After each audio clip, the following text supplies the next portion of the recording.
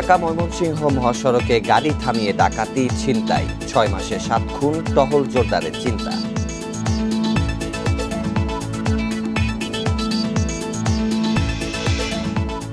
Corona টিকা গ্রহীতার সংখ্যা এখনও সন্তোষজনক নয়। উপজেলা পর্যায়েও নিবন্ধন বুথ ও স্বেচ্ছাসেবী নিয়োগের পরামর্শ বিশেষজ্ঞদের। চতুর্থ ধাপে ৪৯ পৌরসভায় জয়ী আওয়ামী লীগ প্রার্থী, ৪টিতে স্বতন্ত্র ও একটি বিএনপি, ৬টিতে সহিংসতা।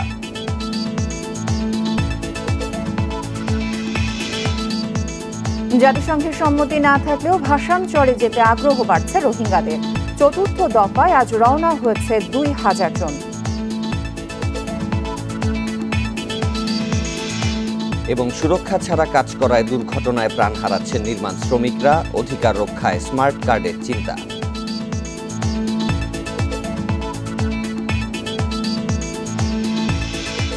স্বাগত সকাল ৯টার বিরতিহীন ইন্ডিপেন্ডেন্ট সংবাদে।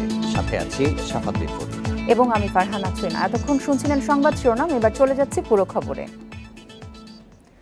ঢাকা ময়মনসিংহ মহাসড়কে গাজীপুর পোড়াবাড়ি থেকে রাজেন্দ্রপুর পর্যন্ত আতঙ্ক নিয়ে চলাচল করতে হচ্ছে চালক পথচারীদের। সন্ধ্যার পর নানা কৌশলে গাড়ি থামিয়ে চলে ডাকাতি ছিনতাইয়ের ঘটনা। গত ৬ মাসে এই পথেই ঘটেছে ৭টি হত্যাকাণ্ড। এমন পরিস্থিতিতে ওই এলাকায় টহল জোরদারের কথা জানিয়েছে আইনশৃঙ্খলা বাহিনী। ঢাকা ময়মনসিংহ সড়কের ৮ কিলোমিটার রাস্তা পড়েছে গাজীপুরের ভাওয়াল জাতীয় উদ্যানের মধ্যে। সন্ধ্যার পর রাস্তাটি আতঙ্কের জায়গা হিসেবে পরিচিত চালক ও পথচারীদের কাছে।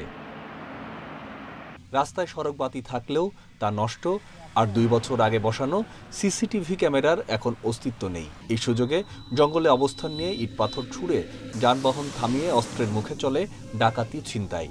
গত ২ মাসে অন্তত ২০টি ডাকাতি হয়েছে এখানে। ঢিল চূড়া মারে, পাথর দিয়ে মারে, রড দিয়ে মারে, অনেক সময় আমাদের গ্লাস ভেঙে যায়। গলাকাইটা মোটরসাইকেল নিয়ে চলে গেছে। ডাকাত দলেরা রেগুলার নিয়মিত এরকম ডাকাতি হয় দিকটা। এখানে কোনো সিকিউরিটিরও ব্যবস্থা নাই, দেখেন কোথাও সিসি ক্যামেরা নাই, তারপর লাইট নাই। সংঘবদ্ধ ডাকাতদের হামলায় গত ৬ মাসে পুলিশ সদস্য সহ প্রাণ হারিয়েছেন ৭ জন। এসব ঘটনায় সম্প্রতি র্যাবের সঙ্গে গোলাগুলিতে নিহত হয়েছেন ২ ডাকাত। এছাড়া গত ১ বছরে ৬০ ডাকাত ও হত্যা মামলার ৮ আসামি গ্রেপ্তার হয়েছে। র্যাবের উপস্থিতির ফলে এখানে যে ডাকাতিটা বা হত্যাকাণ্ড অনেকাংশেই কমে এসেছে এবং বেশ কিছু হত্যাকাণ্ড র্যাব আইডেন্টিফাই করে প্রকৃত যে হত্যাকারী তাদেরকে আটক করতে সক্ষম হয়েছে। এখানে আমাদের টহল জোরদার করা হয়েছে যেন এখানে কেউ কোনো রকম ডাকাতি বা অন্য কোনো অপরাধ কার্যক্রম ঘটাতে না পারে। রাস্তাটিতে সড়ক বাতি ও সিসিটিভি ক্যামেরা স্থাপন এবং সন্ধ্যার পর আইনশৃঙ্খলা বাহিনীর টহল বাড়ানোর দাবি জানিয়েছেন যানবাহন চালক ও যাত্রীরা। Independent news desk. রাজধানী সহ দেশের সব টিকা কেন্দ্রে বাড়ছে করোনা ভ্যাকসিন নেয়ার চাপ। এ পর্যন্ত টিকা নিয়েছেন ৯,০৬,০৩৩ জন। বিশেষজ্ঞরা বলছেন এখনও টিকা গ্রহীতার সংখ্যা সন্তোষজনক নয়। এই সংখ্যা বাড়াতে উপজেলা পর্যায়েতেও টিকা নিবন্ধন বুথ ও স্বেচ্ছাসেবী নিয়োগের পরামর্শ তাদের। প্রতিদিনই বাড়ছে টিকা গ্রহণকারীর সংখ্যা, একই সঙ্গে বাড়ছে নিবন্ধনও। করোনার গণটিকা কর্মসূচির ৭ম দিনে সকাল ৯টায় কার্যক্রম শুরু হয়ে শেষ হয় দুপুর ২:৩০টায়। স্বাস্থ্য অধিদপ্তরের নিয়মিত বিজ্ঞপ্তিতে জানানো হয় রোববার সারা দেশে টিকা নিয়েছেন ১,৬৯,৩৫৩ জন। এদের মধ্যে পুরুষ ১,১২,৮৪৮ আর নারী ৫৬,৫০৫ জন।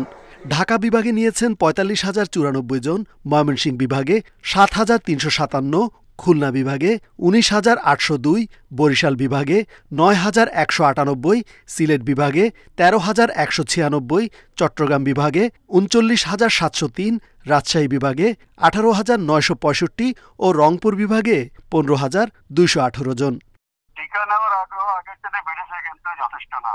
আমাদের এই পর্বে অন্তত পক্ষে প্রতি সপ্তাহে ৩ লক্ষ ডোজ টিকা যেন মানুষ নেয় সেদিকে আমাদের এগোতে হবে।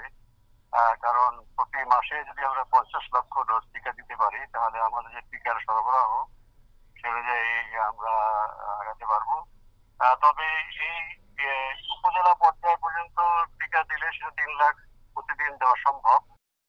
দেশের প্রান্তিক জনগোষ্ঠীকে টিকার আওতায় আনতে নিবন্ধন বুথ ও স্বেচ্ছাসেবী নিয়োগের পরামর্শও দেন সাবেক এই কর্মকর্তা। প্রত্যেকটা ওয়ার্ডে, শহরে এবং গ্রামে টিকা নিবন্ধন বুথ তৈরি করতে হবে এবং কমিউনিটিতে কাজ করার জন্য স্বেচ্ছাসেবকদেরকে দায়িত্ব দিতে হবে, যারা মানুষকে উদ্বুদ্ধ করে, সহায়তা করে টিকা নিবন্ধনে সাহায্য করবে এবং টিকা নেওয়ার বিষয়ে সাহায্য করতে পারবে। ঢাকা মহানগরীর 46টি হাসপাতালে রোববার টিকা নিয়েছেন 22,982 জন। এর মধ্যে বঙ্গবন্ধু শেখ মুজিব মেডিকেল বিশ্ববিদ্যালয়ে সবচেয়ে বেশি 1,324 জন টিকা নিয়েছেন। রেজওয়ানুল হক, ইন্ডিপেন্ডেন্ট নিউজ, ঢাকা। কেন্দ্রে গিয়ে করোনা টিকা নিতে নানা অসুবিধা দেখছেন প্রতিবন্ধীরা। এজন্য উঠছে তাদের জন্য বাড়িতে টিকা দেয়ার দাবি। তবে স্বাস্থ্য মন্ত্রণালয় বা বিভাগ বলছে প্রতিবন্ধীদের জন্য আলাদা কোনো ব্যবস্থার চিন্তা নেই, আর এক্ষেত্রে আছে নানা জটিলতাও। মিরপুরের কর্মজীবী মহিলা হোস্টেলে থাকেন ফুলমতি। তাকে চলাচল করতে হয় হুইল চেয়ারে, গাড়িতে ওঠানামায় নিতে হয় অন্যের সহায়তা। তাই কেন্দ্রে গিয়ে করোনা টিকা নেওয়ার বিষয়টি বেশ কঠিন তার জন্য। এত দূর যাইতে হলে নিশ্চয়ই আমাকে সিএনজি কিংবা রিক্সাতে যাইতে হবে। আমি রিক্সা বা সিএনজিতে ট্রান্সফার হতে পারি না, সেখানে আমার একটা বাধা। আর যাইতে হলে কারো সহযোগিতা নিতে হবে। শুধু ফুলমতি নন, কেন্দ্রে যাওয়ার ঝক্কির চিন্তায় টিকা নেওয়ার উৎসাহে ভাটা পড়ছে শারীরিক প্রতিবন্ধকতার শিকার আরও অনেকের। কেন্দ্রে নিয়ে গিয়ে দিতে গেলে তো অনেক ধরনের অসুবিধার মধ্যে পড়তে হয়। যেমন আমি এই বাচ্চাটাকে নিব, গাড়িতে উঠাবো, গাড়িতে বসে ঠিকমতো বসে থাকতে পারে না। কোথায় টিকা দেওয়া হচ্ছে সেই কেন্দ্র খুঁজে বের করতে বাক ও শ্রবণ প্রতিবন্ধীদেরকে অসুবিধায় পড়তে হচ্ছে। সেক্ষেত্রে কেন্দ্রের সামনে চিহ্ন থাকা উচিত। পাশাপাশি গ্রামের লেখাপড়া না জানা বাক ও শ্রবণ প্রতিবন্ধীদের জন্য অনলাইনে নিবন্ধন করাটা কঠিন। এই অবস্থায় যাদের কেন্দ্রে যাওয়া কঠিন, বাড়িতে গিয়ে টিকা দেওয়ার দাবি উঠছে তাদের জন্য। বিশেষ করে যারা গুরুতর প্রতিবন্ধী ব্যক্তি, তাদের জন্য আপনাকে প্রয়োজনে তাকে যদি বাসায় যেয়ে দিতে হয় সেটা আপনাকে দিতে হবে। হোমে এসে যেমন স্বাস্থ্যকর্মীরা আছেন, তারা যদি তাদের এলাকার বা কমিউনিটিতে যে ডিজেবল আছে তাদের কিছু জরিপ করে তাদেরকে বাসায় বাসায় গিয়ে রেজিস্ট্রেশনটা করায় বাসায় টিকাটা দেওয়া যায় কিনা। অটিজম তাদের দেখলে বোঝা যায় না সমস্যা আছে। দেখা যাবে যে একটা মানুষকে ছুঁলো, ওরা বুঝলো না যে ও একটা স্পেশাল চাইল্ড, ওরা হঠাৎ করে রিঅ্যাক্ট করে ফেলতে পারে। তবে স্বাস্থ্য অধিদপ্তর বলছে শারীরিক প্রতিবন্ধকতার শিকার ব্যক্তিদের জন্য আলাদা কোনো ব্যবস্থাপনার চিন্তা নেই, আর বাড়িতে গিয়ে টিকা দেওয়ার ক্ষেত্রে রয়েছে নানা জটিলতাও। যে কোনো আনওয়ান্টেড সিচুয়েশন বা রিঅ্যাকশন যে কোনো কিছু হলে সেখানে একটা ম্যানেজমেন্ট কমিটিও আছে। তো এইগুলো আমাদের আসলে তো আমরা বাসায় যেয়ে পারবো না, এটা হোম সার্ভিস, এটা দেওয়া যাবে না। এই যা টিকা জানের যে পদ্ধতি, তাতে বর্তমানে আমাদের হোম সার্ভিসের কোনো পরিকল্পনাই করা হয়নি আসলে। সরকারের হিসাব অনুযায়ী 12 রকমের প্রতিবন্ধী আছে দেশে, আর তাদের সংখ্যা 22 লাখেরও বেশি। কাজী শামীম হাসান, ইন্ডিপেন্ডেন্ট নিউজ, ঢাকা। চতুর্থ ধাপে পৌরসভা নির্বাচনে আওয়ামী লীগ বিপুল বিজয় পেয়েছে। 55টি পৌর নির্বাচনের মধ্যে 49টিতেই জয়লাভ করেছে আওয়ামী লীগ, 4টিতে স্বতন্ত্র প্রার্থী জয়ী হয়েছে, আর বিএনপি জয়ী হয়েছে মাত্র একটি পৌরসভায়। নরসিংদী পৌরসভার 4টি কেন্দ্রে ভোট স্থগিত হয়, ফলাফল পাওয়া যায়নি। 35 জেলায় এই নির্বাচন অনুষ্ঠিত হয়। এর মধ্যে ইভিএমে ভোট গ্রহণ হয় 30টিতে এবং ব্যালটের মাধ্যমে 25টি পৌরসভায় ভোট গ্রহণ হয়। মেয়র পদে প্রতিদ্বন্দ্বিতা করেন 223 জন, সাধারণ কাউন্সিলর পদে 2099 এবং সংরক্ষিত কাউন্সিলর পদে নির্বাচন করেন 629 জন।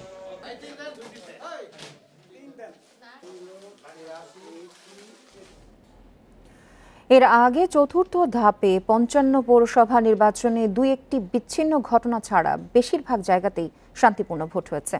6টিতে সহিংসতা ও 8টিতে ভোট বর্জনের ঘোষণা দেন বিএনপি, জাতীয় পার্টি ও স্বতন্ত্র মেয়র প্রার্থীরা। চট্টগ্রামের পটিয়ায় প্রতিপক্ষের হামলায় মারা গেছেন একজন। চট্টগ্রামের সাতকানিয়া, পটিয়া ও চন্দনাইশে সব কেন্দ্রে শান্তিপূর্ণভাবেই শুরু হয় ভোট গ্রহণ। ভোটারদের উপস্থিতিও ছিল চোখে পড়ার মতো। কিন্তু দুপুর 12টার দিকে দক্ষিণ গোবিন্দরখিল সরকারি প্রাইমারি স্কুল কেন্দ্রের বাইরে কাউন্সিলর প্রার্থী আব্দুল মান্নান এবং সারোয়ার কামাল রাজীবের সমর্থকদের মধ্যে সংঘর্ষ বাধে। এ সময় কাউন্সিলর প্রার্থী মান্নানের ভাই আব্দুল মাবুদ প্রতিপক্ষের ছুরিকাঘাতে নিহত হন।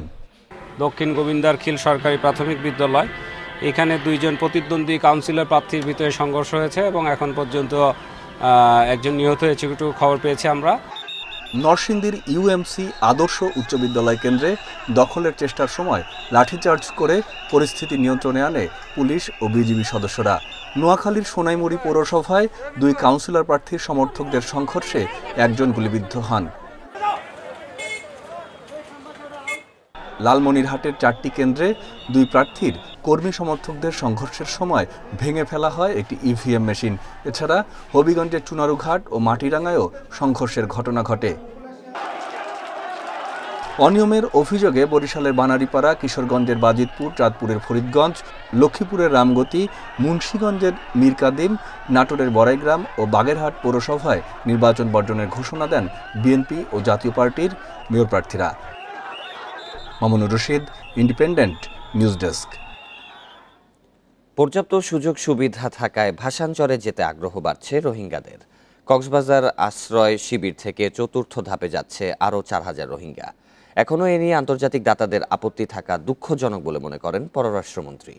তিনি জানান, ভাসানচরে মানবিক সহায়তা কর্মসূচি চালুর প্রস্তাব দেওয়ার পরও সাড়া দিচ্ছে না জাতিসংঘের সংস্থাগুলো।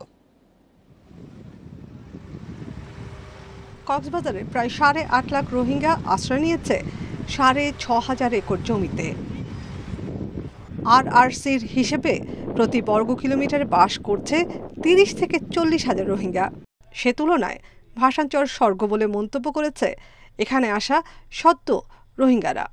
প্রশিক্ষণ দিয়ে মনে করো হাঁস মুরগি খেত খোলা করি পারলাই ইয়া বেশি পালা করছে ইয়ার মানে আর দেশত তো মানে কি এলে শিক্ষা দেবে না ভাই এর দিয়ে শিক্ষা দেবে দিয়ে নিরাপদ আছি। এখন মেয়েটারে ছেলে মেয়ালে অনেক ভালো আছি। এখন ওখান থেকে রাত্রি ঘুমাই পারি নাই। অনেক নিরাপদ দিয়েছে। আমাদের সেনাবাহিনী আছে বা রেভ আছে বা নেভি আছে বা পুলিশ আছে, মানে যে হনো আমাদের ইয়ানের পরিবেশ ভালো। এই আশ্রয়ণ প্রকল্পে রোহিঙ্গাদের মানবিক সহায়তা নিশ্চিতে কাজ করছে 25টি দেশীয় এনজিও। কিন্তু বারবার প্রস্তাব দেওয়ার পরও ভাসানচরে যেতে সম্মতি দেয়নি জাতিসংঘ। এ নিয়ে আক্ষেপও আছে সরকারের। তারা দিনে দিনে খালি জিনিস ঢুকাচ্ছে, তো দেশে খুব দুঃখজনক। এগুলো দেশ এখানে তারা আসছে ওদের সাহায্য করার জন্য। ওরা যেখানে যাক, দিস ইজ আওয়ার ডিসিশন, যেখানে যাক ওখানে গিয়ে সাহায্য করা উচিত। কিন্তু তারা মাঝখানে যথেষ্ট মানে প্রতিবন্ধকতার সৃষ্টি করছে। 1 লাখ রোহিঙ্গার জন্য তৈরি 120টি ক্লাস্টার বা গুচ্ছগ্রামে মাত্র 17টি ব্যবহার হচ্ছে এখন। 4র্থ ধাপে আসা রোহিঙ্গাদের নিয়ে মোট সংখ্যা দাঁড়াবে 11,000-এ। প্রকল্প পরিচালক জানান, 10টার দিকে এখান থেকে জাহাজ ছেড়ে যাওয়ার কথা। আর 5টি জাহাজের মধ্যে এরই মধ্যে আমরা দেখেছি 4টি জাহাজে রোহিঙ্গাদের তোলা হয়েছে এবং সেগুলো একেবারে পূর্ণ। এখন যেই বিষয়টি চলছে সেটি হচ্ছে শেষ যে জাহাজটি, সেই জাহাজে রোহিঙ্গাদের তোলা হচ্ছে। আর এখানে যে স্থানান্তর প্রক্রিয়ার সঙ্গে যুক্ত একাধিক কর্মকর্তার সঙ্গে আমাদের কথা হয়েছে, তারা আমাদেরকে যেটি জানিয়েছেন সেটি হলো এবার 2012 জন রোহিঙ্গাকে তারা ভাসানচর নিয়ে যাচ্ছেন এবং তারা যেটি বলছেন যে প্রাথমিকভাবে যেই রোহিঙ্গাদের যে আগ্রহের উপর ভিত্তি করেই কিন্তু তাদের সেই তালিকাটি প্রস্তুত করা হয়েছে। অর্থাৎ সেখানে যারা এরই মধ্যে গেছেন গত 3 দফায়, তাদের অনেক আত্মীয় স্বজন যারা এখানে ক্যাম্পে রয়েছেন, তারা তাদের আত্মীয় স্বজনের কাছে শুনেছেন সেই ক্যাম্পের ব্যাপারে এবং সেখানে শুনে সেখানকার পরিবেশ সম্পর্কে তারা আগ্রহী হয়ে মূলত সেখানে যাচ্ছেন, এমনটি তাদের পক্ষ থেকে জানানো হয়েছে। আর আমি এখানে যারা আজকে ভাসানচরের উদ্দেশ্যে যাচ্ছেন তাদের একাধিক রোহিঙ্গার সঙ্গে আমাদের কথা হয়েছে। তারা আমাদেরকে যেটি বলেছেন সেটি হলো যে রোহিঙ্গা ক্যাম্পে বিভিন্ন ধরনের সন্ত্রাসী কার্যক্রম এরই মধ্যে বেড়েছে এবং সেখানে যে ঘিঞ্জি পরিবেশ সেখানকার তুলনায় ভাসানচরের পরিবেশ অপেক্ষাকৃত ভালো, সেটি তারা জেনেছেন। এই কারণেই মূলত তারা সেখানে যেতে আগ্রহী হয়েছেন।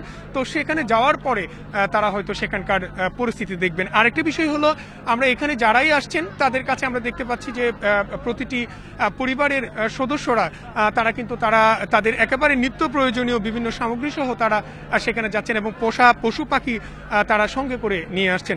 এর আগে আপনি জানেন সে 3য় দফায় জানুয়ারি মাসের শেষ দিকে রোহিঙ্গারা গিয়েছিল, সেখানে প্রায় 3000-এরও বেশি রোহিঙ্গা 3য় দফায় নিয়ে যাওয়া হয়েছিল। এবার সব মিলিয়ে প্রায় 10,000-এর চেয়ে বেশি রোহিঙ্গা বলা যায় যে ভাসানচরের উদ্দেশ্যে 4র্থ দফা পর্যন্ত নিয়ে যাওয়া হবে। এর আগে প্রায় 7,000-এর মতো নিয়ে যাওয়া হয়েছিল। আজকে যেহেতু 2,000 নেওয়া হচ্ছে, এর পরবর্তীতে হয়তো আগামীকালও কিছু রোহিঙ্গাকে নিয়ে যাওয়া হতে পারে, এমনই একটি ধারণা আমাদেরকে এখানকার কর্মকর্তারা দিয়েছেন। তো এই ছিল মোটামুটি এখানকার খবর। 4র্থ ধাপে রোহিঙ্গাদের ভাসানচর যাত্রা নিয়ে চট্টগ্রাম থেকে বিস্তারিত জানাচ্ছিলেন সহকর্মী ইফতেখার ফয়সাল। দেখছেন বিরতিহীন সংবাদ। এরপর অন্যান্য খবরের সাথে আরো যা দেখবেন। স্বর্ণের দাম বাড়ায় বেড়েছে হীরার গয়নার চাহিদা, প্রতি বছর গড়ে 7% হারে বাড়ছে বিক্রি।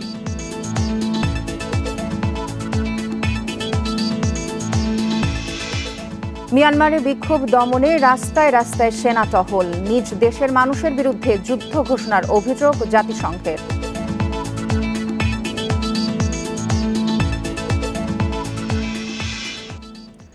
বঙ্গবন্ধু হত্যায় জিয়াউর রহমান জড়িত থাকার দালিলিক প্রমাণ রয়েছে, জাতির সামনে তা উপস্থাপন করা হবে বলে জানিয়েছেন মুক্তিযুদ্ধ বিষয়ক মন্ত্রী আকম মোজাম্মেল হক।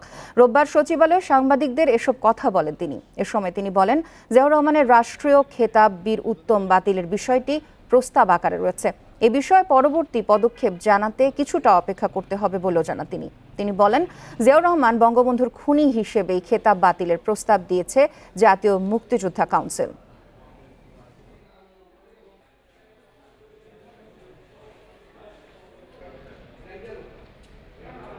সে হত্যার সাথে জড়িত না, বিএনপির মূল কথা হলো এটা। আমরা বলেছি যে তার যে সম্পৃক্ততা আছে বঙ্গবন্ধুর হত্যার সাথে জড়িত, আমাদের কাছে প্রমাণ আছে।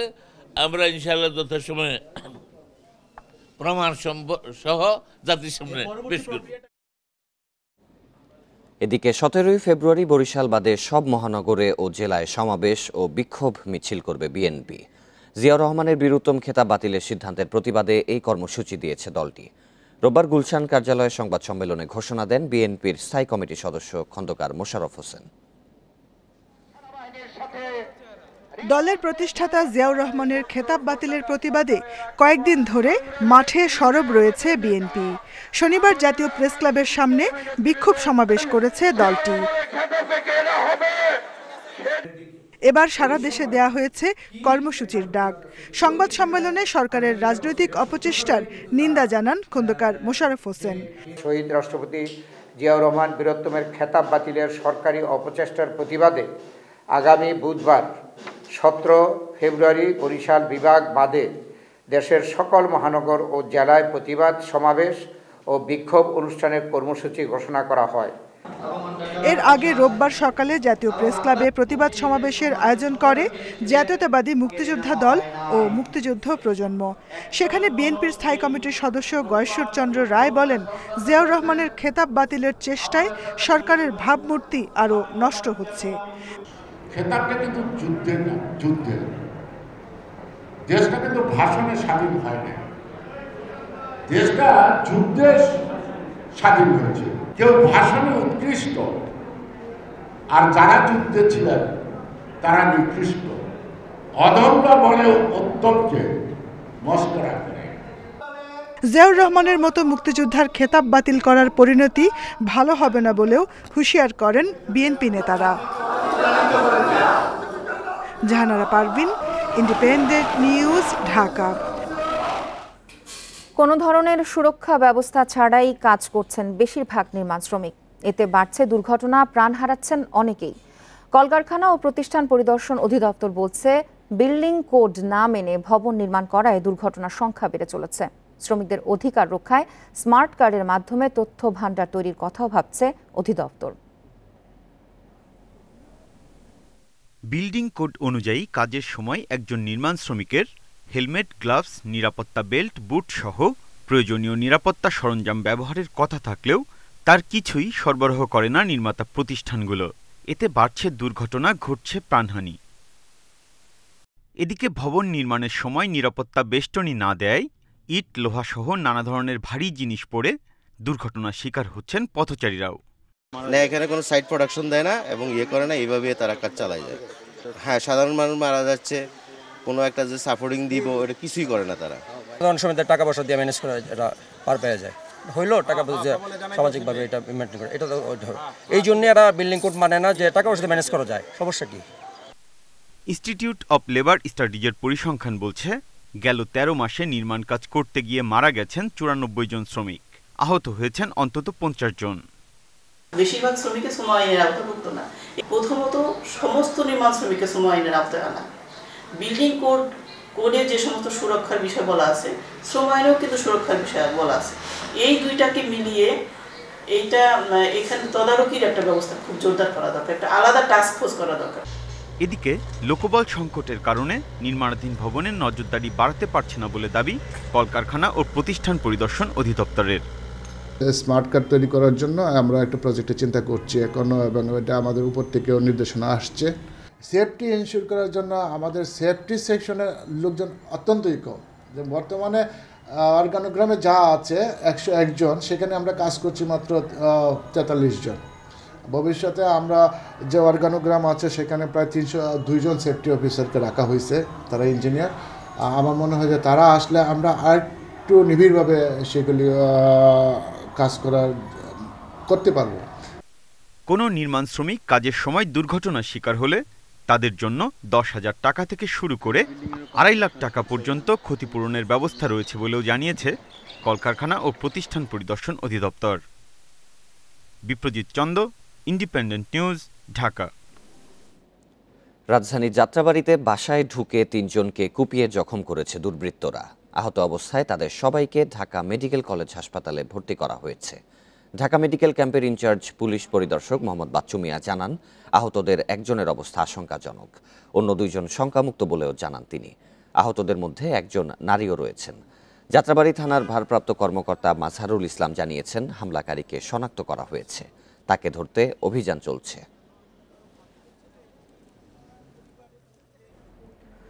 করোনার কারণে শিক্ষা প্রতিষ্ঠানের ছুটি আরও 1 দফা বাড়ল 28 ফেব্রুয়ারি পর্যন্ত।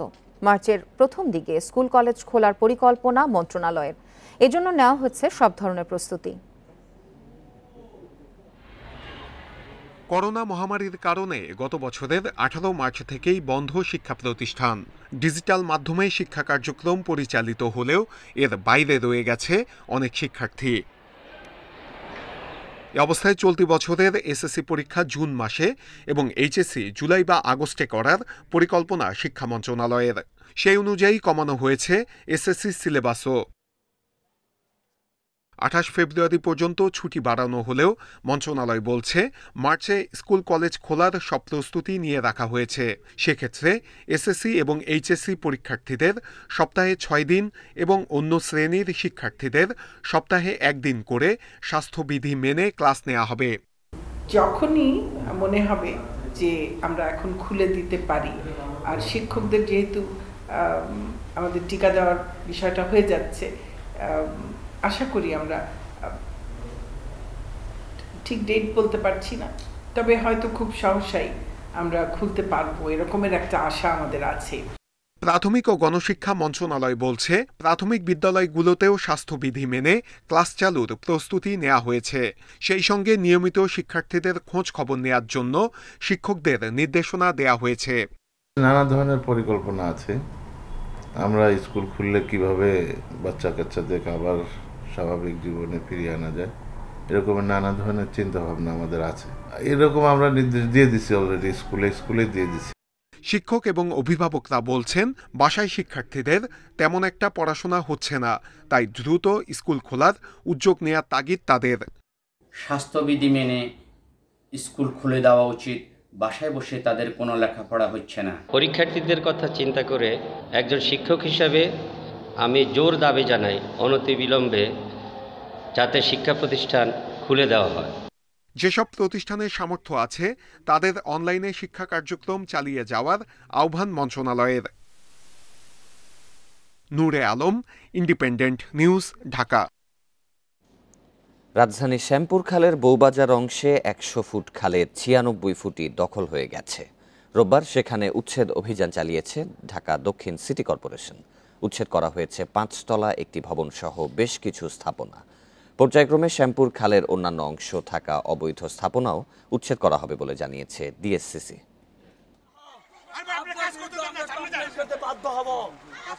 শ্যামপুরের বউবাজারে অভিযান চালাতে গিয়ে তোপের মুখে পড়েন নির্বাহী ম্যাজিস্ট্রেট। দখলদাররা চড়াও হয় আইনশৃঙ্খলা বাহিনীর উপরও। সরকারি কাজে বাধা দেয়ায় আটক করা হয় 2 জনকে। আমি চাইছি যে আমাকে সঠিক মাপ দিয়া তোমাদের যা পাও তোমরা নিয়ে যাও, আমারটা আমাকে দিয়ে যাও, কিন্তু সেটা হয় না। সিএস ম্যাপ অনুযায়ী পড়ে, বাট মহানগর ম্যাপ অনুযায়ী এখানে খাল ফুটের বেশি নাই। এদের আজকে ভুলের কারণে আজকে আমার পুরো বাড়ি পুরো খাল দেখায় দিছে, অথচ পাশের 4 তলা বাড়ি পুরোটা খাল পড়ে, তাদের অর্ধেক সেভ করে দিছে। এখানে খাল থাকার কথা 100 ফুট প্রশস্তের, অথচ রয়েছে একটি ড্রেন। দখলদাররা 96 ফুট দখল করে গড়ে তুলেছে বহুতল ভবন, টিনশেড বাড়ি ও দোকানপাট। সিটি কর্পোরেশন বলছে সিএস রেকর্ড অনুযায়ী খালের সীমানা নির্ধারণ করা হয়েছে। এরপর অভিযান চালানো হয়েছে, গুড়িয়ে দেওয়া হয়েছে অন্তত 10টি স্থাপনা। 100 ফিট খাল থাকার কথা, কিন্তু আমরা সরজমিনে আমাদের সার্ভে তদন্ত করে 4 ফিট খাল পেয়েছে। বাকি জায়গাটুকু বিভিন্নভাবে বিভিন্ন মানুষ দখল করে তারা বহুতল বাড়ি এবং দোকানপাট নির্মাণ করেছিল। এগুলো অপসারণ করে খালের মুখটা উন্মুক্ত করার জন্যই আজকে আমাদের এই অভিযান। ডিএসসিসির প্রধান সম্পত্তি কর্মকর্তা জানিয়েছেন, শ্যামপুর খালের এই অংশে আরও 60টির মতো অবৈধ স্থাপনা রয়েছে। এগুলো শিগগিরই উচ্ছেদ করা হবে। অবৈধ স্থাপনা চিহ্নিত করেছি, তাদেরকে পর্যাপ্ত সময় দিয়েছি, তাদেরকে বলছি আপনারা নিজেরা যদি অপসারণ করে নেন তাহলে তাদের জন্য সুবিধা হবে। কিন্তু যেহেতু তারা অপসারণ করছে না, আমরা নিজেরাই আমাদের সিটি কর্পোরেশনের লেবার দিয়ে আমরা সেগুলো অপসারণ করছি। বাধা আসলে আইনানুগ ব্যবস্থা আমরা নেব, আমরা সেভাবে প্রিপারেশন নিয়েই এসেছি। কর্মকর্তারা জানিয়েছে উচ্ছেদ অভিযান চলবে, কোনো বাধায় বন্ধ হবে না। Adilur Rahman, independent news, Dhaka. রাজধানীর পয়ঃবর্জ্যের পানি পরিশোধনের জন্য 5টি প্ল্যান্ট স্থাপন করা হবে বলে জানিয়েছেন স্থানীয় সরকার মন্ত্রী মোহাম্মদ তাজুল ইসলাম। আর পয়ঃবর্জ্য লেকে কিংবা নালায় না ফেলে সেপটিক ট্যাঙ্ক ব্যবহারে নগরবাসীকে অনুরোধ জানিয়েছেন উত্তরের মেয়র। রোববার দুপুরে রাজধানীর একটি হোটেলে পয়ঃবর্জ্য ব্যবস্থাপনা শীর্ষক এক কর্মশালায় এসব কথা বলেন তারা। টেকসই উন্নয়নে পরিচ্ছন্ন শহরের বিকল্প নেই, তবে মেগাসিটি ঢাকায় এখনও আধুনিক টেকসই উন্নত পয়ঃবর্জ্য ব্যবস্থাপনা গড়ে ওঠেনি, যার কারণে পরিবেশ দূষণের পাশাপাশি হুমকির মুখে পড়েছে জনস্বাস্থ্য। এমন পরিস্থিতি থেকে উত্তরণে পয়ঃবর্জ্য ব্যবস্থাপনা নিয়ে এক কর্মশালার আয়োজন করে ডিএনসিসি। পয়ঃবর্জ্য খালে অথবা নালায় না ফেলে সেপটিক ট্যাঙ্ক ব্যবহার করতে নগরবাসীকে আহ্বান জানান ডিএনসিসির মেয়র। তিনি বলেন, যারা সরাসরি পয়ঃবর্জ্য লেকে কিংবা নালায় ফেলছেন তাদের দ্রুত সেপটিক ট্যাঙ্ক স্থাপন করতে হবে। 8 তলা একটি বাড়িতে যদি 90 জন যদি হেবিটেন্ট থাকে, ওই বাড়ির সেপটিক ট্যাঙ্ক করতে খরচ লাগবে মাত্র 5.5 লক্ষ টাকা। যেই পানিটা যদি প্রবাহ হয় অ্যাট সোর্স থেকে, ওই পানিটাতে কিন্তু অবশ্যই যে কথা বললেন আমাদের সিনিয়র সচিব, যে আমাদের ইরিগেশন হতে পারে, মাছের চাষ হতে পারে এবং অন্যান্য জায়গায় কিন্তু আমরা কাজটা করতে পারবো, সম্ভব। কিন্তু অনুষ্ঠানে স্থানীয় সরকার মন্ত্রী জানান, সুয়ারেজ লাইন দিয়ে যেখানে বৃষ্টির পানি যাওয়ার কথা সেখানে পরিবহন হচ্ছে পয়ঃবর্জ্য। দীর্ঘদিনের অব্যবস্থাপনার কারণে এমনটি ঘটেছে বলেন তিনি। ঢাকা শহরে একটি পয়ঃবর্জ্য নিষ্পত্তি করার জন্য 5টা ট্রিটমেন্ট প্ল্যান্টের প্রকল্প নেওয়া হয়েছে এবং ওয়াসার মাধ্যমে সেগুলি বাস্তবায়নের কাজ চলছে। জায়গা অধিগ্রহণ করা হয়েছে অনেক জায়গায় এবং টেন্ডার কল করা হয়েছে। প্রায় 1 কোটি 80 লাখ মানুষের শহরে প্রতিদিন 20 লাখ ঘনমিটার বর্জ্য পানি উৎপন্ন হয়। এর মধ্যে পরিশোধন হয় 0.4 লাখ ঘনমিটার, যা মূল বর্জ্যের মাত্র 2%। আল আমিন হোসেন, ইন্ডিপেন্ডেন্ট নিউজ, ঢাকা। অনলাইনে পণ্য বিক্রির নামে প্রতারণা করায় খুলনা থেকে 3 জনকে গ্রেপ্তার করা হয়েছে। চড়া দামে নিম্নমানের পণ্য সরবরাহ করার অভিযোগ তাদের বিরুদ্ধে। ঢাকা মহানগর গোয়েন্দা পুলিশ বলছে, এই ধরনের প্রতারকদের ধরতে অভিযান অব্যাহত থাকবে। এদিকে অনলাইন কেনাকাটায় ক্রেতাদের আরও সতর্ক হওয়ার পরামর্শ দিয়েছে ইক্যাব। প্রতারিত হলে আইনের আশ্রয় নেয়ার তাগিদ তাদের।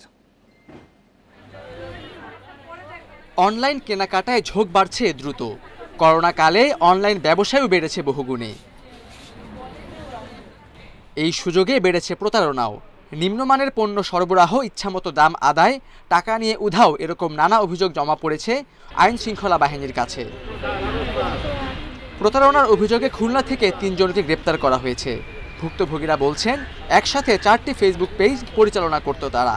বেশি টাকা নিয়ে নিম্নমানের পণ্য সরবরাহ করত। পে করে তারপর স্লিপটা নিতে হবে, তারপর প্রোডাক্টটা নিতে হবে। তো প্রোডাক্টটা নিয়ে যখন আমি ওদের প্রোডাক্টটা ওপেন করলাম, তখন দেখলাম ওরা যে ছবি দিয়েছে তার তুলনায় অনেক নিম্নমানের প্রোডাক্ট এবং কোনো মিল নেই। পেমেন্ট তো করে দিয়েছি, পেমেন্টে বলে তাহলে আপনাকে আমরা 2 দিনের মধ্যে এক্সচেঞ্জ করে দিচ্ছি। আমরা ফাইন, অসুবিধা নাই। তারপরে আমি যোগাযোগ করলাম, এক্সচেঞ্জ করছে না। 2 দিন পরে ব্লক করে দিল, কমপ্লিটলি ব্লক করে দিল। তখন আমি বুঝলাম যে আমি প্রতারণার শিকার হয়েছি। ডিবি পুলিশ বলছে, শুধু এরাই নয়, সম্প্রতি অনেকেই অনলাইনে ভুয়া সাইট খুলে লোক ঠকাচ্ছে। হোম ডেলিভারি হয়ে যাচ্ছে অনেক জায়গায় চেয়ে নিয়ে আসতেছে। তো ই কমার্স যাতে বিঘ্ন না সৃষ্টি হয়, তাই এই ধরনের প্রতারক চক্র যারা আছে তাদের জন্য মেসেজ হলো যে প্রতারণা করা যাবে না, যদি করা হয় তাহলে ডিএমপি পুলিশ তাদের গ্রেপ্তার করবে। ই কমার্স ব্যবসায়ীদের সংগঠন ইক্যাব বলছে, অ্যাসোসিয়েশনের কোনো সদস্যদের বিরুদ্ধে অভিযোগ পেলে ব্যবস্থা নেওয়া হচ্ছে। প্রতারণা ঠেকাতে অনলাইন ব্যবসায়ীদের নিবন্ধন বা অনুমোদন জরুরি। শুধু ইকেবের মেম্বার কোম্পানি নয়, যে কোনো কোম্পানিতে আপনারা যদি প্রতারিত হয়ে থাকেন সেক্ষেত্রে আপনাদের সুযোগ আছে ভোক্তা অধিকারে মামলা করার পাশাপাশি স্থানীয় পুলিশের সহযোগিতা নেওয়া। ইক্যাব বলছে, ভোক্তা অধিকার আইনের প্রচার বাড়াতে হবে। এছাড়া এই খাতের জন্য নতুন নীতিমালা করা প্রয়োজন। Khaled Raihan, independent news, Dhaka. বগুড়ায় 2.5 বছরেরও বেশি সময় ধরে বন্ধ ড্রাইভিং লাইসেন্সের স্মার্ট কার্ড প্রদান, আর 2 মাস ধরে নষ্ট ফিঙ্গারপ্রিন্ট নেয়ার বায়োমেট্রিক মেশিন। ফলে পরীক্ষায় উত্তীর্ণ হয়েও রাস্তায় ভোগান্তির শিকার হচ্ছেন চালকেরা। কবে নাগাদ পরিস্থিতি স্বাভাবিক হবে জানেন না বিআরটিএ কর্মকর্তারাও। বগুড়ায় প্রতিদিন ড্রাইভিং লাইসেন্সের আবেদন জমা পড়ে 200-রও বেশি। লিখিত, মৌখিক ও ব্যবহারিক এ 3 ধাপে পরীক্ষায় উত্তীর্ণদের জমা দিতে হয় নির্দিষ্ট ফি। তবে সব নিয়ম মেনেও 2.5 বছর ধরে ড্রাইভিং লাইসেন্সের স্মার্ট কার্ড পাচ্ছেন না বগুড়ার চালকরা। স্মার্ট কার্ড বিতরণের জন্য বিআরটিএ এর সাথে যে প্রতিষ্ঠানের চুক্তি ছিল তা বাতিল হওয়ায় এই ভোগান্তি। প্রায় 30,000 বৈধ লাইসেন্সধারী কাজ চালাচ্ছেন বায়োমেট্রিকের রসিদ বা অ্যাকনোলেজমেন্ট স্লিপ দিয়ে। এ নিয়ে নানা সময় রাস্তায় ভোগান্তিতে পড়ার অভিযোগ তাদের। এছাড়া প্রায় 2 মাস ধরে বায়োমেট্রিক মেশিনটি নষ্ট হয়ে পড়ে থাকায় মিলছে না বায়োমেট্রিক রসিদও। 1.5 বছর 2 বছর হয়ে যাচ্ছে, ওনারা বলে যে টেন্ডার হবে, টেন্ডার যেটা আগে ছিল সেটা বাতিল হয়ে গেছে, আবার নতুন করে টেন্ডার হবে, তারপরে আপনাদের এগুলো পাবেন। ড্রাইভিং লাইসেন্স দেওয়া হচ্ছে না, এটা কারণটা আমরা জানি না। আমাদের একটা অ্যাকনোলেজমেন্ট, একটা স্লিপ দিয়ে রাখতেছে, কিন্তু এক পাতলা একটা কাগজ, এটা যে কোনো মুহূর্তে ছিঁড়ে যেতে পারে, হারায় যেতে পারে। যখন হারায় যাবে তখন আমরা কি করব? বায়োমেট্রিক মেশিন নষ্ট হয় প্রতিদিন অন্তত 120 জন সেবা প্রার্থী সেবা পাচ্ছে না বলে জানিয়েছেন বিআরটিএ কর্মকর্তারা। আর স্মার্ট কার্ডের জন্য মাদ্রাজ সিকিউরিটি প্রিন্টার্সের সাথে চুক্তি হলেও কবে নাগাদ বগুড়ায় কার্ড আসবে তা নিশ্চিত নয়। ভেন্ডর চেঞ্জ নিয়ে এটা হয়েছে, তাদের আগের ভেন্ডরের মেয়াদ শেষ, নতুন ভেন্ডর নিয়োগের জন্য এটা হয়েছে। বগুড়াতে প্রায় 30,000-এর অধিক লাইসেন্স পেন্ডিং আছে। তা আমরা প্রতিদিন গ্রাহকদের স্লিপ বাড়ায় দিচ্ছি ডেট, তারা যাতে রাস্তায় ভোগান্তি না হয়। এদিকে ডিজিটাল কার্যক্রম বন্ধ থাকলেও চালকদের পরীক্ষা নিয়ে কাজ এগিয়ে রাখার কথা জানিয়েছেন পরিদর্শকেরা। আমরা পরীক্ষা নিচ্ছি, আর বায়োমেট্রিক্সটা আমাদের ডিভাইসটা আপাতত নষ্ট হয়ে গেছে, কিছুদিনের মধ্যেই ঠিক হবে। তো ঠিক হওয়ার পরে হয়তো আমরা বায়োমেট্রিক্সটা আবার কন্টিনিউয়াস করতে পারবো। পরিস্থিতি স্বাভাবিক না হওয়া পর্যন্ত রাস্তায় ভোগান্তি কমাতে ট্রাফিক সার্জেন্টদের বিশেষ নির্দেশনা দেওয়ার অনুরোধ চালকদের। আমিরুল লতিফ, ইন্ডিপেন্ডেন্ট নিউজ, বগুড়া। স্বর্ণের দাম বাড়ায় হীরার গয়নার বিক্রি বেড়েছে। প্রতি বছরই বিক্রি বাড়ছে গড়ে 7% হারে। বিক্রেতারা জানান, পুরনো হীরার গয়না বিক্রি করলে স্বর্ণের মতো ভালো দাম পাওয়া যায় না, এমন গুজব না থাকলে বিক্রি আরও বাড়ত। নারীদের স্বর্ণের চাহিদা বহু পুরনো, তবে হাল ফ্যাশনে হীরার গয়নার চাহিদাও বেশি। বাংলাদেশ জুয়েলার সমিতি বাজুসের তথ্য মতে 15 বছর আগে হীরার গয়না বিক্রি করত মাত্র 10টি দোকান, এখন এই সংখ্যা বেড়ে প্রায় 10,000। স্বর্ণের দাম তুলনামূলক বেশি হওয়ায় হীরার গয়নায় আগ্রহ বাড়ছে। আবার ভারী অলংকারে অনীহা ও ক্রয় ক্ষমতা বাড়ায় কদর বাড়ছে হীরার। বিশেষ করে 30 থেকে 40 বছরের নারীরাই বেশি কিনছেন হীরার গয়না। 30,000 আমার একটা বাজেট আছে, তো সেখানে আমি দেখছি গোল্ডটা কিনতে পারছি না। আমি একটা নোজ পিন আর একটা ফিঙ্গার রিং কিনতে এসেছি। ডায়মন্ড আমার খুবই পছন্দ। একটা ডায়মন্ডের রিং দিয়েছে। গোল্ডের থেকে ডায়মন্ডটা সবসময় সবাই একটু অন্য চোখে দেখে। আমার বাজেট অনুযায়ী ঠিকই আছে, আমার কাছে মনে হচ্ছে রিজনেবল প্রাইস। বিক্রেতারা বলছেন, প্রতি বছর সর্বোচ্চ 10% হারে বাড়ছে হীরার গয়না বিক্রি।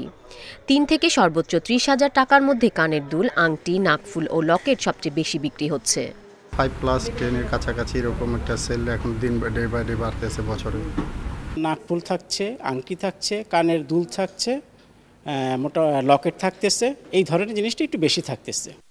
জুয়েলার সমিতি জানায়, হীরার পুরনো গয়না স্বর্ণের গয়নার মতোই বিক্রি করতে পারছেন ক্রেতারা। এ নিয়ে ভুল ধারণার কারণে অনেকেই হীরা কিনতে দ্বিধাদ্বন্দ্বে থাকেন। যে বর্তমান বাজার মূল্য অনুযায়ী যদি আপনি কোনো সময় এক্সচেঞ্জ করেন তাহলে 10% লেস হবে, যদি আপনি ক্যাশ রিটার্ন নেন তাহলে 20% লেস হবে। At the same policy diamond সেক্টরে আছে। এটা হলো মার্কেটের একটা গুজব যে ডায়মন্ডের কোনো রিসেল ভ্যালু নেই। বর্তমানে দেশে IJSI ক্যাটাগরির হীরা বিক্রি হয়, এর তুলনা 18 ক্যারেট স্বর্ণের সঙ্গে। গুণগত মানের সনদ দেখার পাশাপাশি অদল বদলের নিয়ম দেখে হীরার গয়না কেনার পরামর্শ জুয়েলার্স সমিতির। Irin Khatun, independent news, Dhaka. দেশের মুদ্রা বাজারে চাহিদার চেয়ে ডলারের সরবরাহ বেড়েছে, তাই এই মুদ্রার অবমূল্যায়ন ঠেকাতে অর্থ বছরের প্রথম 7 মাসেই বাজার থেকে রেকর্ড 588 কোটি ডলার কিনেছে বাংলাদেশ ব্যাংক। রফতানি আর প্রবাসী আয় স্থিতিশীল রাখতে কেন্দ্রীয় ব্যাংকের এই উদ্যোগকে সামষ্টিক অর্থনীতির জন্য ইতিবাচক বলে মনে করছেন বিশ্লেষকরা। চলতি অর্থবছরের প্রথম 7 মাসে আমদানি বাবদ ব্যয় হয়েছে 2,522 কোটি ডলার। বিপরীতে এই সময়ে রপ্তানি আর প্রবাসী আয় মিলিয়ে বৈদেশিক মুদ্রা এসেছে 3,757 কোটি ডলার। এই বাড়তি সরবরাহ টাকার বিপরীতে ডলারের দর কমিয়ে দেওয়ার ঝুঁকি তৈরি করেছে। বর্তমানে আন্তঃব্যাংক লেনদেনে 84 টাকা 80 পয়সায় $1 বিক্রি হচ্ছে, যা আগের বছরের একই সময়ের চেয়ে 15 পয়সা কম। যখন মার্কেটে যখন সারপ্লাস ডলার চলে আসে তখন আমরা এটা কিনি, কারণ আপনি জানেন যে আমাদের প্রবাসীদের এই করোনার ভিতরে প্রবাসীরা প্রচুর পরিমাণ প্রবাসী থেকে টাকা পাঠিয়েছে। ডলারের সাপ্লাই বেড়ে গেলে ডলারের দামটা কমে যাবে, বাংলাদেশি টাকার মুদ্রা মান বেড়ে যাবে এবং অ্যাপ্রিসিয়েট করবে, সেইটাকে ঠেকানোর জন্য বাংলাদেশ ব্যাংক ডলার দিচ্ছে। চলতি অর্থবছরের জুলাই থেকে জানুয়ারি পর্যন্ত বাণিজ্যিক ব্যাংকগুলো থেকে 587 কোটি 80 লাখ ডলার কিনেছে বাংলাদেশ ব্যাংক। এর আগে পুরো অর্থবছরেই কেনা হয়েছিল 87 কোটি 70 লাখ ডলার। যদিও ওই বছর 83.5 কোটি ডলার বাজারে ছেড়েছিল কেন্দ্রীয় ব্যাংক। তবে করোনার কারণে ব্যবসায়িক মন্দা থাকায় এবার কমে গেছে ঋণের চাহিদা। ফলে ব্যাংকগুলোর কাছে 2 লাখ কোটি টাকার মতো উদ্বৃত্ত তারল্য রয়েছে। উদ্বৃত্ত হওয়ার দুটো প্রধান কারণ। একটা কারণ হচ্ছে যে আমাদের আমদানির পরিমাণটা অনেক কমে গেছে, কারণ অর্থনৈতিক কার্যক্রমটাও অনেক স্থিমিত, সেটা একটা বড় কারণ। এবং আমদানির পরিমাণটা রপ্তানির চাইতে আমাদের অনেক বেশি, সেই কারণে যখন আমদানিটা কমে যায়, রপ্তানি অল্প একটু কমলেও বা না কমলেও সেটা ইম্প্যাক্টটা ব্যালেন্স অফ পেমেন্টের চেয়ে বিশালভাবে একটা সারপ্লাস অ্যাকাউন্টে ধরা পড়ে। এদিকে একের পর এক রেকর্ড গড়ে চলেছে দেশের বৈদেশিক মুদ্রার রিজার্ভ। সবশেষ হিসাবে এর পরিমাণ দাঁড়িয়েছে 4,320 কোটি ডলার। এক বছর আগে যা ছিল 3,256 কোটি dollar. Shamim Ahmed, independent news, Dhaka. Yangon সহ মিয়ানমারের বিভিন্ন শহরের প্রধান সড়কে টহল দিচ্ছে সেনাবাহিনী সাঁজোয়া যান। সেনা অভ্যুত্থানের পর এই ধরনের যান রাস্তায় নামানোর ঘটনা এটি প্রথম। বিশ্লেষকদের সংখ্যা কঠোর হাতে বিক্ষোভ দমাতে এই পদক্ষেপ নিয়েছে সেনাবাহিনী। কাচিনে বিক্ষোভকারীদের ওপর গুলি চালানো হয়েছে, সেখানে আটক হয়েছেন 5 সাংবাদিক। মিয়ানমার সেনাবাহিনীর বিরুদ্ধে নিজ দেশের মানুষের বিরুদ্ধে যুদ্ধ ঘোষণার অভিযোগ তুলেছে জাতিসংঘ। চলমান পরিস্থিতিতে দেশটিতে অবস্থানরত মার্কিন নাগরিকদের সতর্ক থাকার পরামর্শ দিয়েছে যুক্তরাষ্ট্র। মিয়ানমার সেনাবাহিনীকে শান্ত থাকার আহ্বান জানিয়েছে পশ্চিমা বিশ্ব। সুচি সরকারকে উৎখাত করে সেনাবাহিনীর ক্ষমতা দখলের পর থেকেই ব্যাপক বিক্ষোভ হচ্ছে।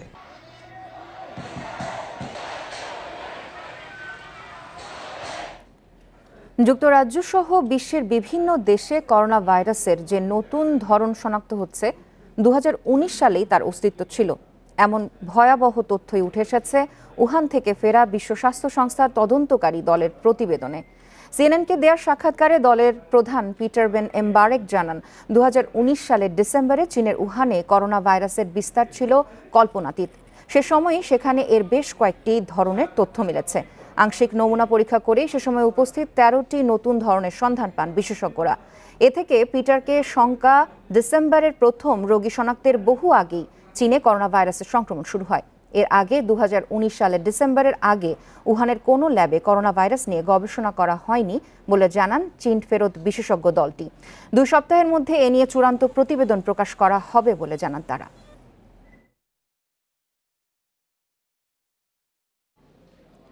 পূর্বসূরি ডোনাল্ড ট্রাম্পের অভিশংসিত না হওয়া গণতন্ত্রের জন্য অন্ধকার অধ্যায় বলে মন্তব্য করেছেন মার্কিন প্রেসিডেন্ট জো বাইডেন। শনিবার সিনেটে বিচারের রায় ঘোষণার পর তিনি বলেন, ট্রাম্প দোষী সাব্যস্ত না হলেও তার বিরুদ্ধে আনা অভিযোগ নিয়ে কোনো সন্দেহ নেই। পাশাপাশি সব আমেরিকানদের অবশ্যই সত্য রক্ষা করতে হবে বলে জানান জো বাইডেন। দ্বিতীয় দফা অভিশংসন থেকে অল্পের জন্য রক্ষা পেয়েছেন সাবেক মার্কিন প্রেসিডেন্ট ডোনাল্ড ট্রাম্প। 10 ভোট কম পাওয়ায় খারিজ হয় ক্যাপিটাল হিলে হামলার উস্কানির অভিযোগ। মাত্র 5 দিনেই ট্রাম্পের অভিশংসন প্রক্রিয়ার চূড়ান্ত ফল ঘোষণা করে মার্কিন কংগ্রেসের উচ্চকক্ষ সিনেট। অভিশংসন বিচার থেকে ট্রাম্পের খালাস পাওয়াকে গণতন্ত্রের ভঙ্গুরতা বলে সতর্ক করেছেন মার্কিন প্রেসিডেন্ট জো বাইডেন। তিনি বলেন, সহিংসতা ও চরমপন্থার কোনো অবস্থান নেই আমেরিকায়। সিনেটের এই সিদ্ধান্তের সমালোচনা করে রিপাবলিকানদের ভীরু বলে কটাক্ষ করেন হাউস স্পিকার ন্যান্সি পেলোসি। রিপাবলিকানরা যা করেছেন তাতে তাদের ভীরুতায় প্রকাশ পেয়েছে। সংবিধানের প্রতি শ্রদ্ধাশীল না হয়ে নিজেদের রাজনৈতিক ক্যারিয়ার বাঁচিয়েছেন তারা। মিচ ম্যাককনেলের আহ্বান শুনে সিনেট বন্ধ ঘোষণা না করলে 20 জানুয়ারির আগেই ট্রাম্পের বিরুদ্ধে সিদ্ধান্ত আসত। অভিশংসিত না হওয়ার ঘোষণার পরপরই রাজনৈতিক কর্মকাণ্ড সবেমাত্র শুরু বলে মন্তব্য করেন সাবেক প্রেসিডেন্ট ট্রাম্প। এদিকে সিনেটের রায়ের ফলে 2024 সালের প্রেসিডেন্ট নির্বাচনে অংশ নিতে ট্রাম্পের আর কোনো বাধা রইল না। এর আগে 2019 সালে ক্ষমতার অপব্যবহার করে ইউক্রেনের উপর চাপ প্রয়োগের অভিযোগে কংগ্রেসের নিম্নকক্ষ হাউস অব রিপ্রেজেন্টেটিভে অভিশংসিত হন ট্রাম্প। তবে সেবারও সিনেটের রেহাই পান তিনি। সায়রা খান, ইন্ডিপেন্ডেন্ট নিউজ। চট্টগ্রামের পর ঢাকাতেও পরাজয়ের লজ্জা। কর্নওয়ালের স্পিনে ধরাশায়ী বাংলাদেশ ঘরের মাটিতে হলো হোয়াইট ওয়াশ। চতুর্থ দিনে জয়ের সুযোগ তৈরি হয়েছিল বোলারদের নৈপুণ্যে, কিন্তু 231 রানের টার্গেটে নিজেদের ভুলে কঠিন হয়েছে। শেষ পর্যন্ত স্বাগতিকেরা অল আউট 213 রানে। 9 উইকেট নিয়ে ম্যাচ সেরা কর্নওয়াল। সিরিজ শুরুর আগে ভিন্ন কারণে আলোচনায় থাকা রাকিম কর্নওয়ালের হাতেই হলো শেষটা। শুধু কর্নওয়ালই নন, অবহেলা ছিল ওয়েস্ট ইন্ডিজ স্কোয়াডের প্রতি। মাঠের পারফরম্যান্সেই এলো সব বক্রোক্তির জবাব। 17 রানের জয়ে ইঙ্গিত ক্যারিবীয় সূর্যের পুনরুত্থানের। একই আলোতে উন্মুক্ত হলো অন্তঃসার শূন্যতা। হোয়াইট ওয়াশে স্পষ্ট কালো দাগ। টাইগার ক্রিকেটের পেছন দিকে যাবার চিত্র। 231-এর টার্গেটের শুরুটা যথারীতি ওয়ানডে ঢঙ্গে। সাদা পোশাকে সৌম্যের ওপেনার সত্তা নিয়ে টানা হ্যাচড়া শেষ হয়েছে দ্রুত। পঞ্চম দিনের স্পিন দুঃস্বপ্নের আঁচ পেয়ে তামিমের তাড়াহুড়ো আদতে মাটি করেছে বর্তমানটাই। 70 রানে 2 ওপেনারের বিদায়ের পর যথারীতি নাজমুল শান্ত ফ্লপ শো। রিভার্স সুইপ কাণ্ডের পর দ্বিতীয় ইনিংসে আর কোনো অ্যাডভেঞ্চার চেষ্টা করেননি মুশফিক। দারুণ টার্নে ওয়ারিকানি গড়েছেন ব্যবধান। মিঠুনের অবদান বলতে শুধু প্যাভিলিয়ন থেকে উইকেটে আসা যাওয়ায়। মুমিনুলের বিদায়ের পর প্রত্যাশা ছিল ইনফর্ম লিটন মিরাজ জুটিতে, কিন্তু ধ্বংসস্তূপ থেকে আর ওরা হলো না ফিনিক্সের। 188 রানে নবম উইকেটের পতনের পর বাড়ানো হয়েছে ম্যাচের দৈর্ঘ্য। ম্যাচ অফিসিয়ালদের ইচ্ছের প্রতি সম্মান জানিয়ে চতুর্থ দিনে সব শেষ করল বাংলাদেশ। বাড়তি পাওনা বলতে শেষ দিকে মিরাজের প্রতিরোধ। টানা হারে টেস্ট চ্যাম্পিয়নশিপের প্রথম পয়েন্টটা নাগালের বাইরেই থাকল। এর আগে স্পিনারদের অবদানে জেগেছিল নতুন সম্ভাবনা। তৃতীয় দিনের মোমেন্টাম ধরে রেখে 117তে অল আউট হয় অতিথিরা। সবশেষ আফগানিস্তানের কাছে হারের পরও উঠেছিল একই রকম তাগিদ। সে পর্বে যখন ঢেলে সাজানো হয়নি, এবারও থেকে যাচ্ছে সম্ভাবনা সব অপমান হজম করে ফেলা। জহিরুল ইসলাম, ইন্ডিপেন্ডেন্ট নিউজ, ঢাকা। এদিকে আফগানিস্তানের পর বাংলাদেশ ক্রিকেটের যোগ হলো উইন্ডিজ লজ্জা। অপেক্ষাকৃত দুর্বল প্রতিপক্ষের কাছে টেস্টে হোয়াইট ওয়াশ হওয়াতে ক্ষুব্ধ বিসিবি সভাপতি নাজমুল হাসান পাপন। ঢাকা টেস্ট হারার পর তিনি বলেছেন, এভাবে চলতে পারে না। আমূল পরিবর্তন আনার ঘোষণা দিয়েছেন তিনি। এদিকে কোচ ও অধিনায়কের কাছে হারের জবাবদিহি চাওয়া হবে বলেও জানিয়েছেন নাজমুল হাসান। এই উইন্ডিজের কাছে হোয়াইট ওয়াশ অশনি সংকেত টাইগার ক্রিকেটে। এটাই কি সাদা পোশাকে সবচেয়ে লজ্জার? চট্টগ্রামে আফগানিস্তানের কাছে শোচনীয় হারের সাথে তুলনায় এই ফলাফল কি কোনো অংশে পিছিয়ে? সিরিজ যায়, সিরিজ আসে, ব্যর্থতার পোস্টমর্টেম করে গণমাধ্যম আর বিসিবি, কিন্তু জবাবদিহির জায়গা তৈরি হয়নি এতদিনেও। এই সংস্কৃতি কি বদলাবে? এ যাত্রায় বিসিবি সভাপতি কঠোর অবস্থানে। এইভাবে চলতে দেওয়া যায় না। আমি আফগানিস্তানের পরে কিছু বেশি বলতে চাইনি, কিন্তু আজকে আপনাদেরকে বললাম আইদার এটা চেঞ্জ করতে হবে, এটা অবশ্যই চেঞ্জ করতে হবে, আর যেভাবে হোক we have to change it. এই ব্যর্থতার মূল দায় ক্রিকেটারদের, কিন্তু কোচিং স্টাফের পরিকল্পনা নিয়েও প্রশ্ন বিসিবি বসের। সে কারণে জবাবদিহি করতে হবে কোচ আর অধিনায়ককে। অবশ্যই চাবো, সবার কাছ থেকেই চাবো। এটা আমি আপনাদেরকে বলে দিই, এটা শুধু ক্যাপ্টেন এন্ড কোচ না, সবার কাছ থেকেই চাওয়া হবে। করোনার পর প্রথম সিরিজ, অথচ ক্রিকেটার ও কোচিং স্টাফের কার্যক্রমে ছিল পরিকল্পনার ঘাটতি। প্রত্যেক দিন প্রত্যেকটা সেশনের একটা প্ল্যান থাকে, স্ট্র্যাটেজি থাকে। এখানে প্ল্যানিং বলেন, স্ট্র্যাটেজি বলেন, কোঅর্ডিনেশন বলেন, কিচ্ছু ছিল না। সব ইন্ডিভিজুয়ালি যার যার মতো এসে গিয়ে খেলে দিয়ে আসছে। 5টা পেসার আছে তো, কেন খেলছে না? চিটাগংয়ে খেলার কথা ছিল, খেলে নেই। এখানে অন্তত মিনিমাম 2 জন খেলবে, আমাকে কনফার্ম করেছে, খেলে নেই কেন? গোড়ায় গলদ নিয়ে আর যাই হোক, লঙ্গর ভার্সনে যে ধারাবাহিকতা আকাশ কুসুম কল্পনা। ভুল থেকে শিক্ষা নেওয়ার কথা অতীতে থেকে গেছে কথার কথা হয়ে, পরিবর্তনের ডাক এবার না শুনলে আর কখন? Saiful Majumdar, independent news. Series শুরুর আগে প্রস্তুতি হিসেবে 4 দিনের ম্যাচ আয়োজনের পরিকল্পনা ছিল বিসিবির, কিন্তু অধিকাংশ ক্রিকেটার নাকি তাতে আগ্রহ দেখাননি, এমন অভিযোগ নাইমুর রহমান দুর্জয়ের। ঘরের মাঠে উইন্ডিজের কাছে হোয়াইট ওয়াশ মানতে পারছেন না টাইগারদের প্রথম টেস্ট অধিনায়ক। এই ব্যর্থতায় পরিকল্পনার অভাবকেই দুষছেন দুর্জয়। আমরা প্ল্যানটা আদৌ করেছি কিনা এরকম খেলা দেখে আমার কাছে সেরকম মনে হয়নি। কোনো একটা প্ল্যান নিয়ে তো আগানো, খেলা দেখলে বোঝা যায় যে কি প্ল্যানে আগাচ্ছে। আমার কাছে সেরকম কোনো প্ল্যান ধরা পড়েনি। চেন্নাই সিরিজের দ্বিতীয় টেস্টে রবিচন্দ্রন আশ্বিনের স্পিনে ধরাশায়ী ইংল্যান্ড প্রথম ইনিংসে গুটিয়ে গেছে মাত্র 134 রানে। ভারতের মাটিতে যা তাদের দ্বিতীয় সর্বনিম্ন সংগ্রহ। এরই মধ্যে 249 রানের লিড স্বাগতিকদের। দ্বিতীয় দিন শেষে সংগ্রহ 1 উইকেটে 54 রান। আশ্বিনের সামনে অসহায় ইংল্যান্ডের ব্যাটিং অর্ডার। আকসার প্যাটেল, ঈশান শর্মাও যোগ দেন উইকেট শিকারে। সফরকারীদের 7 ব্যাটসম্যান আউট হয়েছেন মাত্র 1 অঙ্কে। বেন ফোক্সের ব্যাটে আসে সর্বোচ্চ 42 রান। মাত্র 43 রানেই 5 উইকেট নেন আশ্বিন। এর আগে 6 উইকেটে 300 রান নিয়ে দিন শুরু করে ভারত, আর 29 রান যোগ করে শেষ হয় তাদের প্রথম ইনিংস। 58 রানে অপরাজিত ছিলেন ঋষভ পান্ট।